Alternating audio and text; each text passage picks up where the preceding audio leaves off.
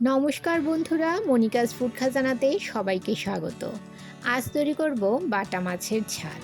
ভীষণ সুস্বাদু একটি রেসিপি যা গরম ভাতের সঙ্গে খেতে অসাধারণ লাগে। ভিডিওটি স্কিপ না করে শেষ পর্যন্ত দেখার অনুরোধ রইল। আশা করছি আজকের রেসিপি সবার ভালো লাগবে। বাটা মাছ তৈরির জন্য নিয়েছি 500 গ্রাম বাটা মাছ। মাছগুলো কেটে ধুয়ে পরিষ্কার করে নিয়েছি। এবারে সামান্য হলুদ গুঁড়ো ও নুন দিয়ে মাছগুলো ম্যারিনেট করে নেব। এভাবে ডলে ডলে মাছের গায়ে নুন ও হলুদ মাখিয়ে নিতে হবে। নুন হলুদ মাছের গায়ে মাখিয়ে নিয়ে 10 মিনিটের জন্য রেখে দেব ম্যারিনেট হওয়ার জন্য। গ্যাসের চুলায় কড়াই বসিয়ে 3 টেবিল চামচ সর্ষের তেল গরম করে নিয়েছি। ম্যারিনেট করে রাখা মাছগুলো এতে দিয়ে দিলাম। রান্নাটা সর্ষের তেলেই করার চেষ্টা করবেন, এতে রান্নার স্বাদ বেড়ে যাবে। মিডিয়াম ফ্লেমে মাছগুলো উল্টে পাল্টে ভেজে নেব। মাছ বেশি ভাজার প্রয়োজন নেই। এই যে দেখুন, এই রকম লালচে কালার হয়ে আসলে আমি মাছগুলো তুলে নেব। আমার চ্যানেলে নতুন বন্ধু হয়ে থাকলে চ্যানেলটি সাবস্ক্রাইব করে পাশে থাকা বেল আইকনটি প্রেস করুন আর নোটিফিকেশন অল করুন পরবর্তী ভিডিওর আপডেট পেতে।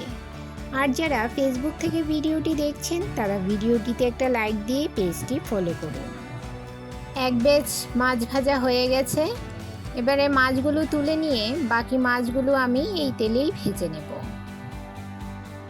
মাছ ভাজার পর যে তেল ছিল তাতে ফোড়নে দিয়ে দিলাম 1 চামচের 3 ভাগের 1 ভাগ কালো জিরে ও কয়েকটা চেরা কাঁচা লঙ্কা। কয়েক সেকেন্ড নেড়ে চেড়ে এতে দিয়ে দিলাম একটা বড় সাইজের পেঁয়াজ কুচি। পেঁয়াজটাকে একটু লাল লাল করে ভেজে নেব। বন্ধুরা, যারা আমার ভিডিওটি এই পর্যন্ত ধৈর্য সহকারে দেখছেন অথচ একটা লাইক দিতে ভুলে গেছেন, তাদের কাছে অনুরোধ, প্লিজ একটা লাইক দিয়ে ভিডিওটি কন্টিনিউ করুন। আপনার একটা লাইক পৌঁছে দিতে পারে আমার রেসিপি আরও বহু মানুষের কাছে। এবারে এতে দিয়ে দিলাম একটা মিডিয়াম সাইজের টমেটো আর দিয়ে দিলাম সামান্য নুন। নুন দিলে টমেটোটা তাড়াতাড়ি সেদ্ধ হয়ে যাবে। 2 মিনিট মিডিয়াম ফ্লেমে ভেজে নেব। এই যে দেখুন, পেঁয়াজ ও টমেটোগুলো কতটা নরম হয়ে গেছে। এবারে এতে আমি গুঁড়ো মশলা দিয়ে দেব। দিয়ে দিলাম 1/2 চামচ হলুদ গুঁড়ো, 1/2 চামচ লাল লঙ্কার গুঁড়ো। মিডিয়াম ফ্লেমে সমস্ত মশলাগুলো খুব ভালো করে কষিয়ে নিতে হবে। মশলা কষে গেলে এতে দিয়ে দিলাম পরিমাণ মতো জল। নেড়ে চেড়ে মিশিয়ে নেব। ঝোল ফুটতে শুরু করলে এতে দিয়ে দেব আগে থেকে পেস্ট করে রাখা সর্ষে।